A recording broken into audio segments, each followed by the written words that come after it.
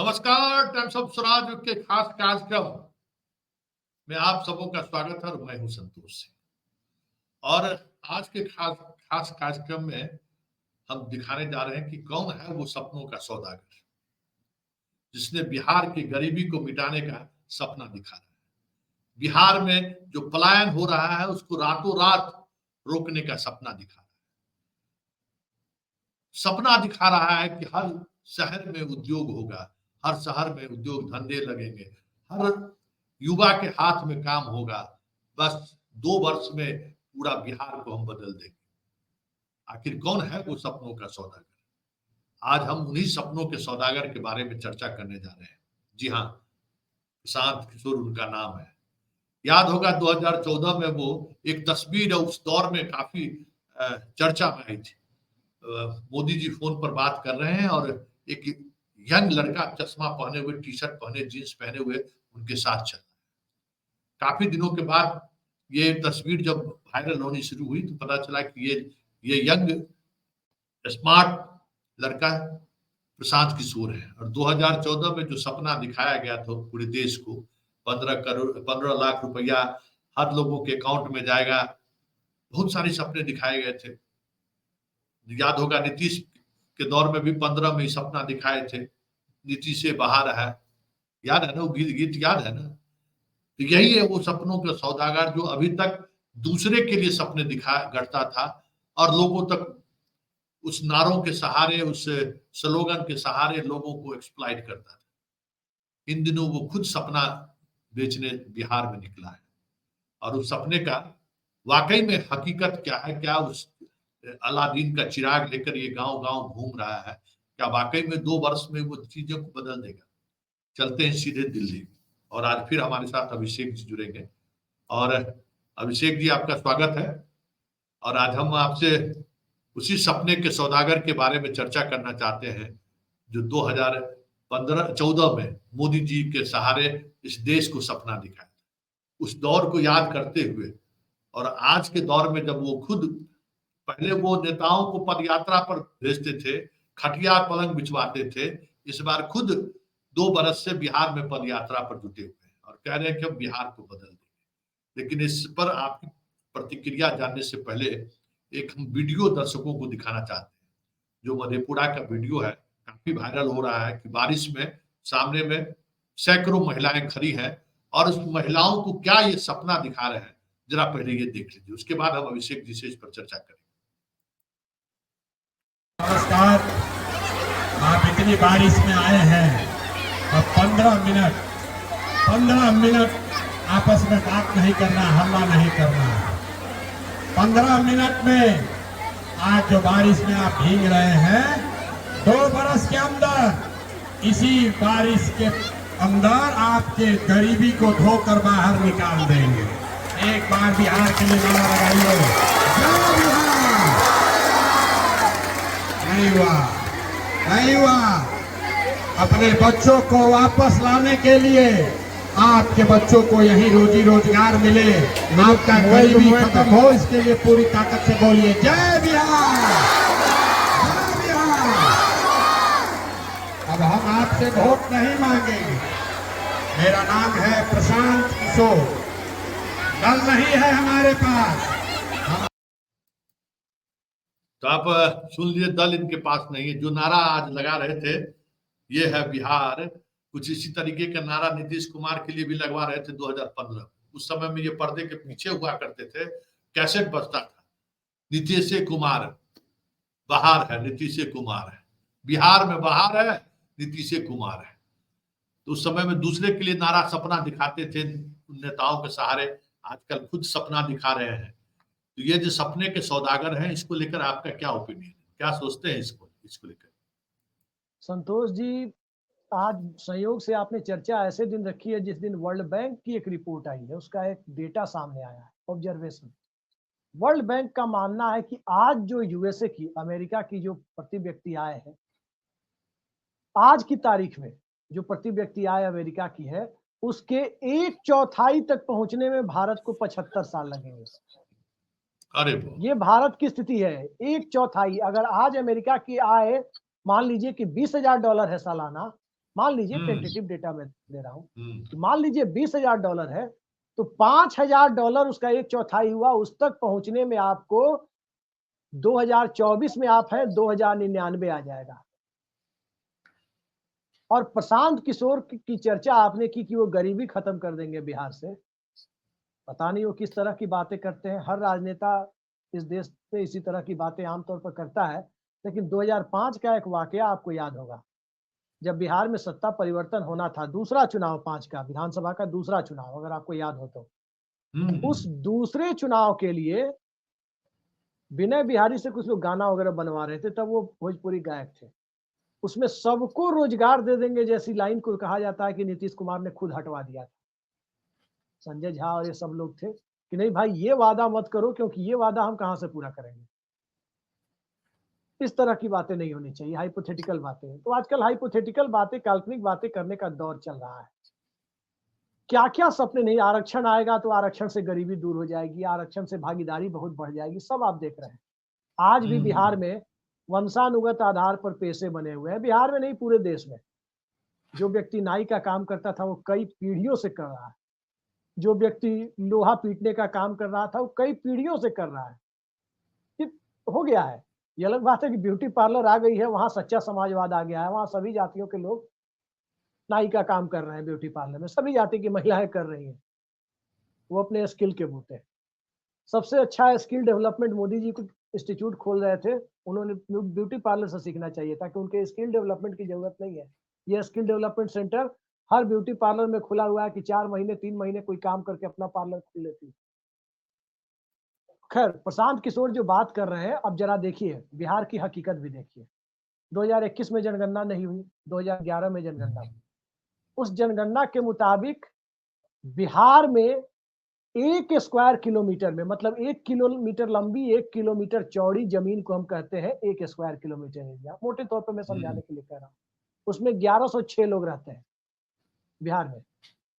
और महाराष्ट्र गुजरात दोनों में देखें तो 308 लोग 1 स्क्वायर किलोमीटर में रहते हैं। ऐसा नहीं है कि वहां सिर्फ इंडस्ट्री है इस वजह से वहां पर गरीबी कम है बिहार से, वहां जनघनत्व भी कम है।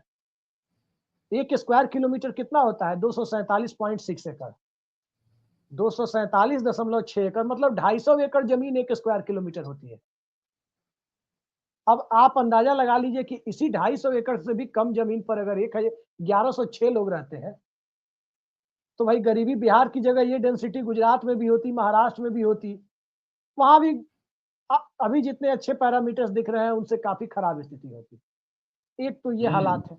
दूसरी स्थिति ये है कि नए दौर में विकास का जो सबसे बड़ा इंडिकेटर है, गरीबी दूर करने का जो सबसे बड़ा इंडिकेटर है, वो है कि आप कृषि से कितनी बड़ी जनसंख्या को आप दूसरे सेक्टर में डालते हैं। क्योंकि कृषि एक ऐसा सेक्टर है जहां पर क्षमता से ज्यादा लोग काम करते हैं। अर्थशास्त्र की भाषा में इसको कहते हैं डिसगाइज्ड अनएम्प्लॉयमेंट, प्रच्छन्न बेरोजगारी। मतलब जहां 4 लोगों की जरूरत है वहां 16 लोग काम कर रहे हैं, तो 12 लोग को देखा जाए तो उसमें तो बेरोजगार ही है। सही बात है। कोई काम नहीं है तो उसमें लगे हुए हैं।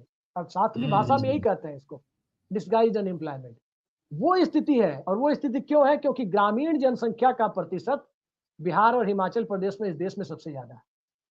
बिहार में 87-88% लोग गांव में रहते हैं। अब जरा इसके उलट महाराष्ट्र में देखिए, 48% लोग शहरों में है, 52% लोग ही गांव में है। बिहार में 12% लोग शहरों में है। बिहार में 10 लाख से ऊपर की आबादी वाला, जिसको मेट्रो सिटी कहते हैं, इस देश में मेट्रो सिटी की संख्या 2011 की जनगणना के आधार पर 53 है। 21 में जनगणना नहीं है, हो सकता है कि संख्या 70 पहुंच गई हो, लेकिन 11 की जनगणना को ये मानक माने तो 53 शहर है बिहार में, जहाँ जनसंख्या कम से कम 10 लाख या उससे ज्यादा, पूरे देश में, सॉरी बिहार में नहीं। बिहार में एक शहर है आज भी, पटना। ये हकीकत है। और शहरों का विकास इसलिए नहीं हुआ कि इंडस्ट्रियल और सर्विस सेक्टर का अभाव रहा, जो मॉडर्न सर्विस सेक्टर जिसको कहते हैं, उसका व्हाइट कॉलर जॉब वाले, उसका अभाव रहा। अब आप इसके बगल की स्थिति को देख लीजिए। झारखंड छोटा सा राज्य है, बिहार की प्रति व्यक्ति आय 50,000 के करीब है सालाना, झारखंड की आय 80,000 के करीब है, उत्तर प्रदेश की आय 70,000 के करीब है, और नेशनल एवरेज 1,45,000 प्रति व्यक्ति आय के आसपास है, $2,000 के आसपास है। बांग्लादेश उसकी प्रति व्यक्ति आय आप देखें तो $2800 है, इंडिया के लगभग 1.5 गुने की स्थिति में। बताइए। ये स्थिति है बांग्लादेश की, और बांग्लादेश की ये स्थिति जो बनी है 2016 से 20 के बीच में, जो भारत की टेक्सटाइल इंडस्ट्री उजड़ करके बांग्लादेश में शिफ्ट हो गई है, कपड़ा इंडस्ट्री, उसने बूस्ट दिया है। ये एक बड़ा कारण है। प्रशांत किशोर सबसे पहले कहते हैं कि बेरोजगारी, वो गरीबी दूर कर देंगे। गरीबी दूर करने का, इंदिरा गांधी ने गरीबी हटाओ का नारा दिया, गरीबी दूर हो गई क्या? नरेंद्र मोदी ने तो 15-15 लाख खाते में ही डालने की बात की। उस समय यही थे, कह रहे थे ब्लैक मनी आएगी तो सरकारी कर्मचारी बहुत दिक्कत में रहते हैं, उसका एक बड़ा हिस्सा सरकारी कर्मचारियों को यूं ही मुफ्त में दे दिया जाएगा। वही ना, उसका नारा करने वाले उस समय यही थे जी। तो तमाम तरह की बातें जो है ये कही जाती हैं। देखिए, प्रशांत किशोर जो आंकड़े गिनाते हैं कि 2005 में जहां बिहार था वहां 2024 में भी है, ये बात तो तथ्यात्मक रूप से सही है कि 5 में भी पूरे देश में सबसे निचले पायदान पर बिहार था और 2024 में भी निचले पायदान पर बिहार। सवाल ये है कि बिहार के डेवलपमेंट के लिए, बिहार के विकास के लिए आप ये कभी कर ही नहीं सकते। सोच संकीर्ण रहेगी तो विकास नहीं होगा, ध्यान रखिए किसी भी नेता की। प्रशांत किशोर सपने बेचने का काम कर रहे हैं। मैंने पूरा डेटा इसलिए प्रशांत किशोर की चर्चा के पहले रख दिया कि लोग भी देख सके कि कैसे है। 55% अर्बन पॉपुलेशन तमिलनाडु में है सर। 55% आबादी शहरों में रहती है तमिलनाडु में और 45% गांव में रहती है। आप कोयम्बटूर चले जाएं, आप सेलम चले जाएं, आप जाकर के देखेंगे वहां पर कि छोटे छोटे शहरों में 15 मंजिला अपार्टमेंट मिलेगा। यहाँ पटना के बाहर कहाँ मिलेगा आपको? सही बात है। अब पटना में 10 कट्ठा जमीन पे बना हुआ अपार्टमेंट सब ज्यादा है कि दोनों साइड से 2 गेट लगा के बीच में 2 टावर खड़े कर दिए। यही है, हाउसिंग सोसाइटी का कॉन्सेप्ट भी पटना में ढंग से नहीं आ पाया। तो सवाल यह है कि प्रशांत किशोर वादे लंबे लंबे करते हैं, उनका ब्लूप्रिंट क्या है वो सामने नहीं रखते हैं। जैसे महात्मा गांधी का एक ब्लूप्रिंट था ग्राम स्वराज्य, महात्मा गांधी का ब्लूप्रिंट था ट्रस्टशिप इकोनॉमी, ठीक इसी तरह नेहरू का था मिश्रित अर्थव्यवस्था, ठीक इसी तरह से सर्वोदय की बात जेपी ने की। सबका अपना अपना एक आर्थिक दर्शन था, सामाजिक दर्शन था। इनका आर्थिक, सामाजिक, इकोनॉमिक एंड सोशल फिलॉसफी जब तक सामने नहीं आएगी तब तक आप कैसे कहेंगे कि प्रशांत किशोर जो बात कह रहे हैं वो पूरा कर देंगे?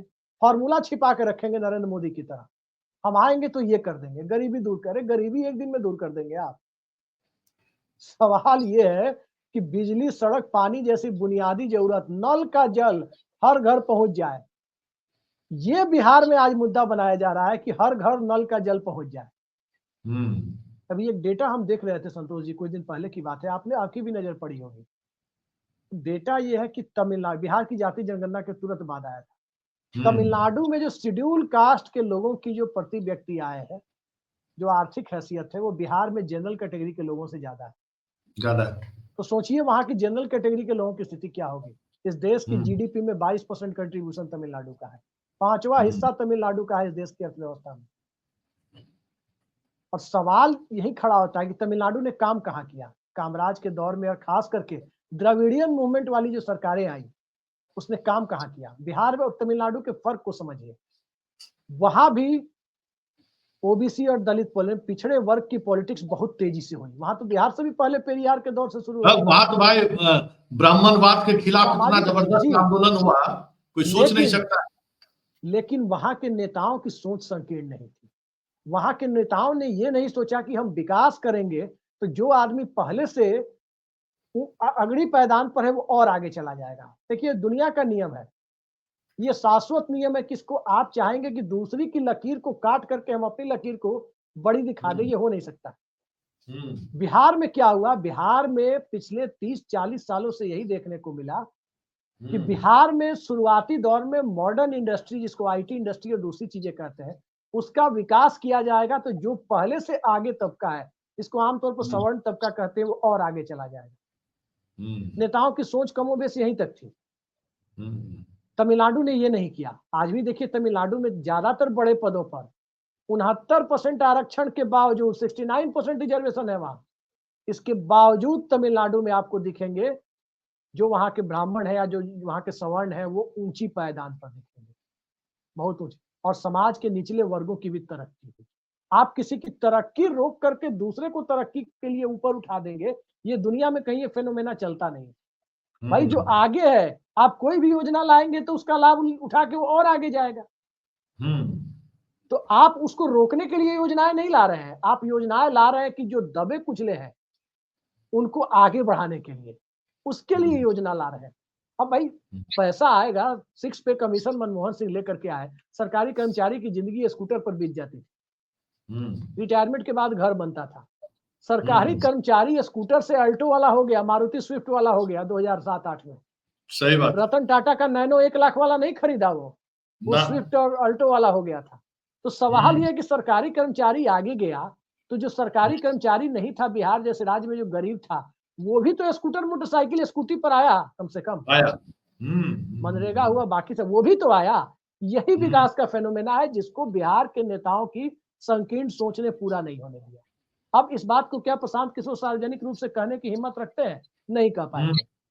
और प्रशांत किशोर लोगों को सपना बेच रहे हैं। 2014 में नरेंद्र मोदी के साथ जुड़कर वो सपना बेचे, अच्छे दिन आने वाले हैं, सबको 15 लाख मिलेंगे, चीन की जीडीपी में 20% शिक्षा स्वास्थ्य पर खर्चा होता है, मोदी जी बोल रहे थे 20% खर्चा करेंगे हम, तमाम तरह की बातें, वो डेटा भी गलत था।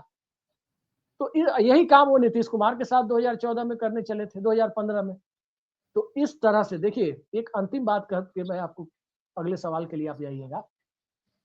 राजनीति में बाहुबली मॉडल बिहार में आया बूथ कैप्चरिंग के साथ। पहले नेताओं के लिए बाहुबली बूथ कैप्चरिंग करते थे, फिर वही बाहुबली नेता बनने लगे कि दूसरे के लिए क्यों। यही बाहुबली मॉडल प्रशांत किशोर लेकर के आए हैं।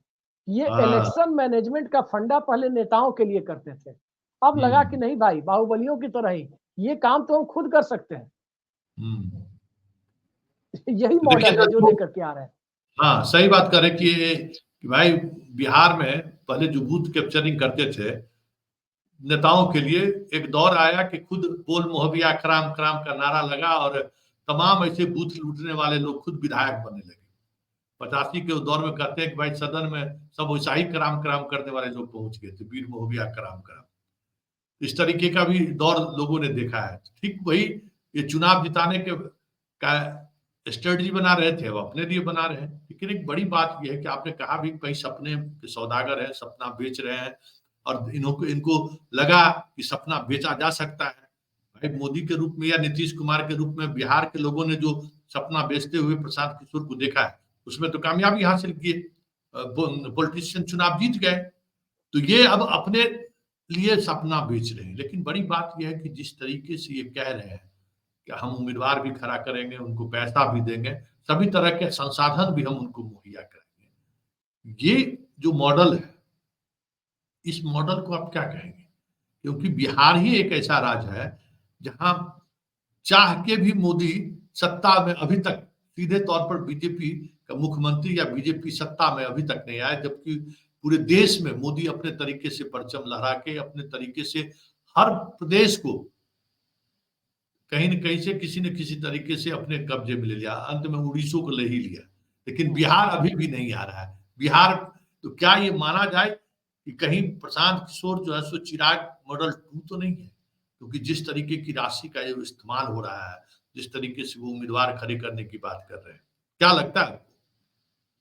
देखिए, एक चीज आप ध्यान रखिए, ये बात करीब करीब अब दिखाई देने लगी है कि जनता दल यूनाइटेड को भारतीय जनता पार्टी के कोर वोटर का वोट आगामी विधानसभा चुनाव में मिलने वाला नहीं। वो नरेंद्र मोदी के चेहरे पर और भाजपा के नेतृत्व के चेहरे पर हो रहा था। नरेंद्र मोदी भी नहीं, नरेंद्र मोदी भूल जाइए, वो भाजपा का प्रधानमंत्री बनेगा, ये बात थी। इस वजह से लोकसभा चुनाव में जेडीयू कैंडिडेट को भी अपर कास्ट का वोट मिल गया, वैश्य समाज का वोट मिल गया। विधानसभा चुनाव में चिराग मॉडल ने जो रास्ता दिखाया है, उसके बाद अब साफ दिख रहा है कि बीजेपी का वोटर जेडीयू में टर्न अप नहीं होगा। अपवाद स्वरूप उन सीटों पर आ जाएगा जिन सीटों पर जेडीयू के सवर्ण उम्मीदवार या वैश्य उम्मीदवार होंगे। पहली बात ये, थिन लाइन नीतीश कुमार भी शायद समझ रहे होंगे। दूसरी चीज, जो सपना प्रशांत किशोर दिखा रहे हैं, जो हकीकत है, संतोष जी एक चीज पर आप गौर कीजिएगा। 4 साल बिहार में स्कॉर्पियो, बोलेरो, फॉर्च्यूनर की बिक्री, बोलेरो छोड़ दीजिए, स्कॉर्पियो, फॉर्च्यूनर, सफारी की बिक्री उतनी नहीं होती है जितनी पंचायत और नगर निकाय चुनाव वाले साल में होती है। आज अगर बिहार में नगर निकाय, पंचायत और पैक्स के चुनाव होने बंद हो जाए, 80% एसयूवी की बिक्री बंद हो जाएगी। मैं दावे के साथ कहता हूँ। सही बात।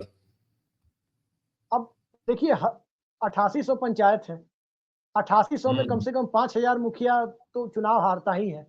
5000 मुखिया हारा, 5000 नया मुखिया जीता, मतलब 5000 एसयूवी की बुकिंग हो गई। अब आगे देखिए, उसके आगे भी हम आपको बता देते हैं। जिला परिषद के मेंबर को जोड़ लीजिए और पैक्स वालों को जोड़ लीजिए। ये चुनावी साल में बिक्री होती है, बाकी साल सुस्ती रहती है एजेंसी वालों की, क्योंकि आज भी बिहार में जो गैर पंचायत प्रतिनिधि है, सांसद विधायकों की संख्या कितनी है बिहार में? अगर आप जोड़ लीजिए विधानसभा, विधान परिषद, लोकसभा, राज्यसभा, 350 की संख्या मुश्किल से पहुंचती है, 350 से 450 लोग। उतना भी नहीं, छोड़ दीजिए, 243 हो गया, 40 हो गया, 243 और 56 संसद में, 40 और 16 56, और कुछ लोग विधान परिषद में है, उस 360-70 के आसपास वो नंबर पहुंचता है। तो उससे ज्यादा जो है उसको गिनती में मत लीजिए। बाकी कौन खरीदता है बिहार में? तो एक बिहार की ये स्थिति है कि प्रति व्यक्ति आय बिहार में बहुत कम है। प्रशांत किशोर जो राजनीति कर रहे हैं, उस राजनीति में जो सपने दिखा रहे हैं, उनके सपनों को कौन देख रहा है? आप सोचिए, संतोष सिंह की ये हैसियत है कि इनके घर के बच्चे को ये पटना, दिल्ली, बेंगलोर कहीं रख करके पढ़ा सकते हैं, लेकिन संतोष सिंह अपने गांव चले जाएं, अपने पटीदार, अपने गोतिया की स्थिति को देखें, तो पता चलता है कि आधे लोग सूद ब्याज पे पैसा लगा रहे हैं। उसमें से 2-4 आदमी कम से कम ऐसा है कि उसमें शिक्षा मित्र वगैरह कुछ कुछ बहाल हो गया है, नियोजित शिक्षक, जिसको वो भी नहीं मिला है, वो घर में मोबाइल टावर लगवा लिया है, और उसका कम से कम गुटखा खाने, सब्जी खरीदने का जुगाड़ हो जा रहा है। अब उनके घर के बच्चे किसी तरह से हर जगह थोड़ी बहुत टूटी फूटी अंग्रेजी के 4 शब्द बोल लेने लायक डीएवी और दूसरी संस्थाएं खुल गई है कि बिहार बोर्ड के बदले वो 10वीं 12वीं तक पढ़ा ले रहा है। असली समस्या उसके आगे की शुरू हो रही है। और प्रशांत किशोर उसी पीढ़ी को जो 10वीं 12वीं पास कर रहा है, वो 18 साल की एज में पहुंच रहा है, वोटर बन रहा है, फर्स्ट टाइम वोटर, उस वोटर को और उसके गार्जियन को वो अट्रैक्ट करने का बहुत बड़ा माध्यम उसको बना रहे हैं। और एक छोटी सी चीज आपको बताया संतोष जी, आप, मुझे उम्मीद है कि आप छठ में अपने गांव के छठ घाट पे जरूर जाते होंगे। पटना छोड़ करके गांव वाले छठ घाट पर अगर आप आज भी जाते होंगे तो आप एक चीज देखते होंगे कि छठ घाट पर बिहार में तो सुबह सुबह वाला जो भोरवा घाट बोलते हैं ना लोग, सुबह का अर्घ जब दिया जाता है, उसमें वहां डिंग हाँकने का खेल चलता है। आपको मैं बता रहा हूँ हकीकत, एकदम ओरिजिनल परिस्थिति में बता रहा हूँ जो आप देखते होंगे। फैमिली का एक आध यूनिट कोई बेंगलोर में है, कोई हैदराबाद में है, कोई पुणे में है, कोई नोएडा में है, वो छठ में पहुंच जाता है घर। ईएमआई पर वो घर दिल्ली में एक फ्लैट ले लिया है, या जहां रहता है एक फ्लैट ले लिया है, या कहीं 1000-2000 स्क्वायर फीट जमीन ले लिया है, घर का 4 कट्ठा बेचा, ले लिया, सैलरी पर कुछ ईएमआई उठाया, मतलब 50-60-70 हजार रुपए सैलरी कमाने के लिए वो व्यक्ति बाहर में, 1 लाख रुपए से नीचे ही कमाने के लिए। और वहां आकर के छठ घाट पर जिस ढंग से वहां पर पोस्टरिंग होती है, उस पोस्टरिंग से उसी परिवार के दूसरे लोगों को प्रभावित करने की कोशिश होती है, जो परिवार इकोनॉमिकली अब तक डिप्राइव्ड, हालांकि जो बाहर से आया है वो भी डिप्राइव्ड है, उसकी स्थिति भी ऐसी नहीं हो गई है कि वो इंडिया के सुपर रिच 1% लोगों में पहुंच गया है, वो स्थिति नहीं है। वो भी मतलब वो भी इनकम टैक्स देने की स्थिति में नहीं आता है, 10-12 लाख तक इनकम टैक्स लोग बचा लेते हैं, वो भी उसी स्थिति में है कि उसका 5% भी नहीं कटता है इनकम टैक्स। लेकिन जो सामाजिक और मानसिक अवस्थिति पैदा होती है उससे, और जिन लोगों के ऊपर पैदा होती है, उसके लिए प्रशांत किशोर एक आदर्श नेता दिखाई देते हैं कि नहीं, ये आदमी सही बोल रहा है, वाकई ये हालात बदल देगा। उसको ये लग रहा होगा कि वाकई ये हालात बदल देगा। और ऐसे लोगों में से कितने लोग वोट डालने के लिए प्रशांत किशोर के फेवर में टर्न अप होंगे, ये सवाल है।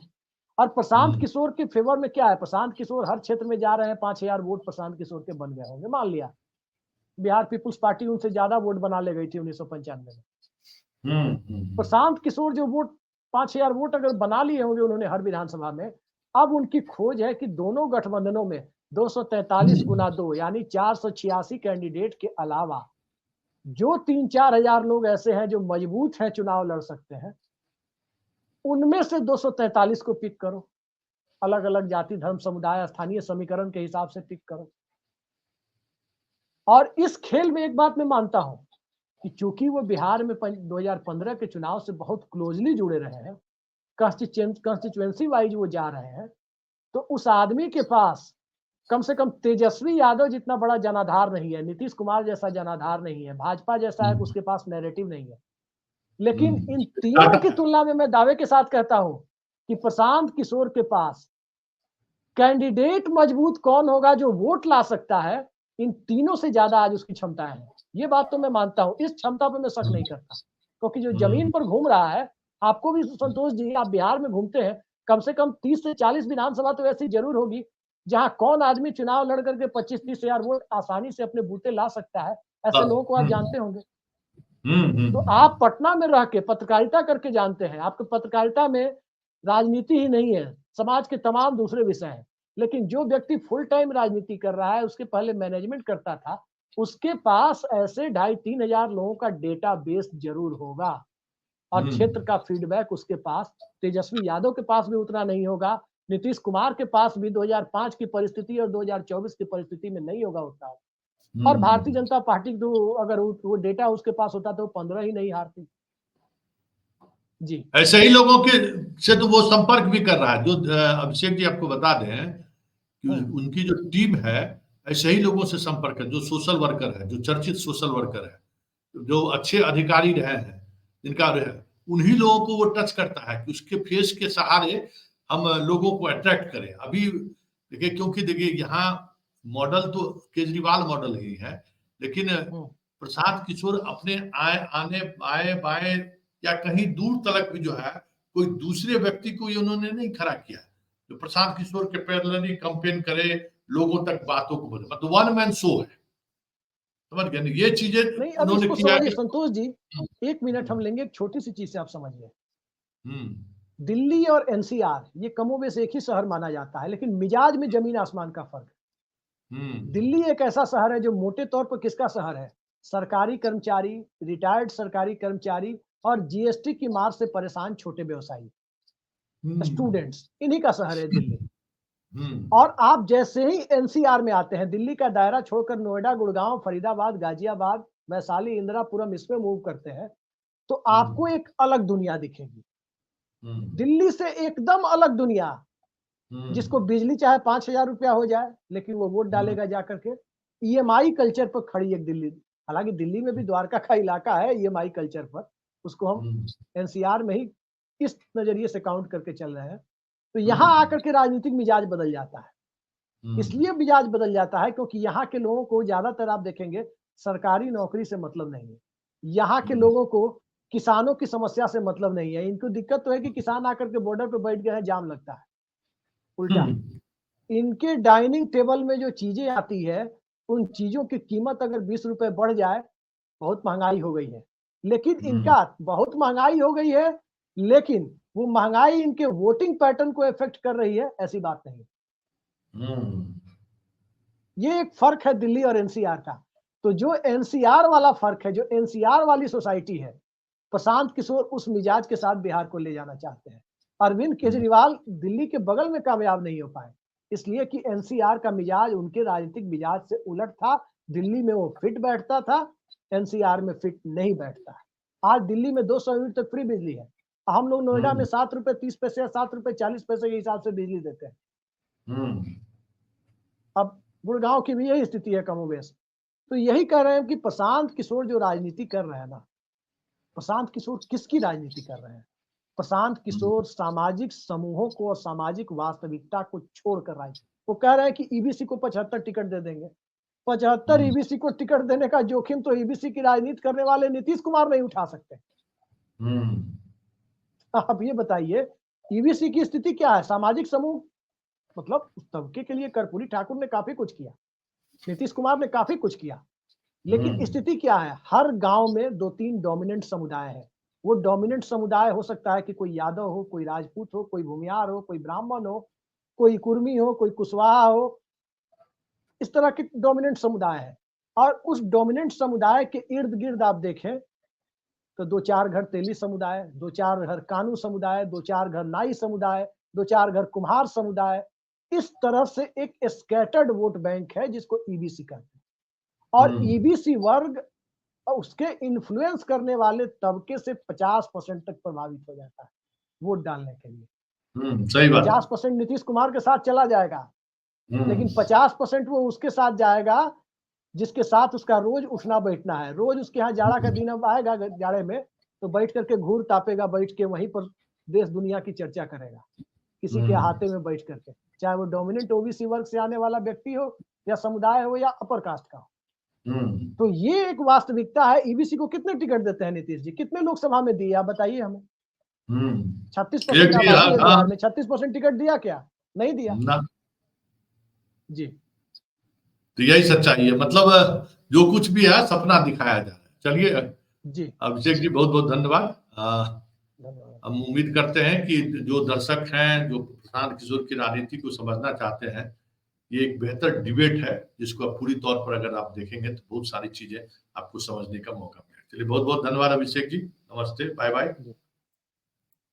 ये हमारे साथ अभिषेक जी थे। आपने कहीं न कहीं उन चीजों को समझने की कोशिश कर रहे होंगे या समझने की कोशिश कर रहे हैं। भाई देखिए प्रशांत किशोर की राजनीति है क्या। हमने आपको कहा ना कि भाई 2025 में जो प्रशांत किशोर जिस आंधी के साथ आने इसका समा बांध रहा है, तो पहले जान लीजिए कि प्रशांत किशोर की राजनीति क्या है और प्रशांत किशोर कहाँ ले जाना चाहते हैं बिहार। क्योंकि प्रशांत किशोर जिस तरीके का सपने का महल दिखा रहा है ना, फिर एक बार बड़े निराशे के दौर में हमारे युवा पीढ़ी चले जाएंगे। तो हमारी भी जिम्मेवारी है कि हम अपने युवाओं को सचेत करें, हम अपने युवाओं को बताएं कि ये सपने का सौदागर का सच क्या है। चलिए इसे बड़ी बहस को यही खत्म करते हैं, फिर किसी नए मुद्दों के साथ हमारी आपकी मुलाकात होगी। फिलहाल हमें इजाजत दीजिए, नमस्कार।